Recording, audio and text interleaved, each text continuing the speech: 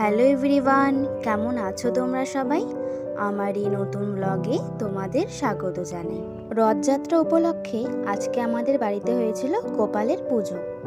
তাই আমাদের গোপোষণাকে সকালে স্নান করিয়ে কিন্তু আমি সুন্দর করে সাজিয়ে দিই। আজকে গোপালের জন্য ভোগের রান্না করেছিল আমার মা। তাই গোপালের 5 রকমের ভাজার জন্য আলু, কোয়াশ, বেগুন, কুমড়ো, পটল সবগুলোকে সুন্দর করে কিন্তু মা কেটে নিয়েছিল।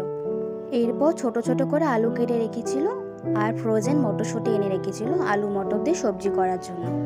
আজকে গোপালের ভোগের জন্য রান্না করা হবে বাসন্তী পোলাও, আলু মটরের সবজি আর মিষ্টান্ন আর চাটনি।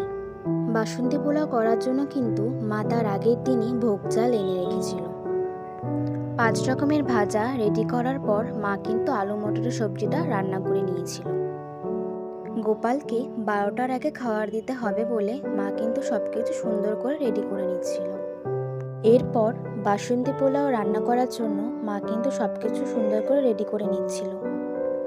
সবজি রান্না করার পর কিন্তু মা চাটনিটাও রেডি করে ফেলেছিল। এর মধ্যে কিছুই না, শুধু টমেটো আর খেজুর দিয়ে করেছিল মা চাটনিটা। এই তো এরপর কিন্তু মা কড়াইতে পোলাওটা ভালো করে নেড়ে চেড়ে নিচ্ছিল। মার এই বাসন্তী পোলাও রেসিপিটা কিন্তু আমি আরেকটি ভিডিওতে আপলোড করে দেব, তাই তোমরা সেখান থেকে দেখে নিও। এরপর কিন্তু আমি সব সিংহাসনগুলো সুন্দর করে সাজিয়ে নিয়েছিলাম ফুল দিয়ে, আর আমাদের গোপালকেও আমি একটি গাজরার মালা পরিয়ে দিয়েছিলাম। গাজরার মালাটি পরে কিন্তু আমাদের গোপালকে খুবই সুন্দর লাগছিল। এই তো ফাইনালে কিন্তু গোপালের ভোগ রেডি হয়ে গেল। 5 রকমের ভাজা, আলু মটর দিয়ে সবজি, মিষ্টান্ন আর পোলাও আর চাটনি। এরপর কিন্তু মা আমাদের গুরুদেবের জন্য পাথরের থালাতে ভোগ রেডি করে নিয়েছিল। এরপর কিন্তু মা পুজো করতে বসে গিয়েছিল। আমার এই ভিডিওগুলি তোমাদের যদি ভালো লাগে অবশ্যই কিন্তু আমাকে ফলো আর সাবস্ক্রাইব করে পাশে থেকো।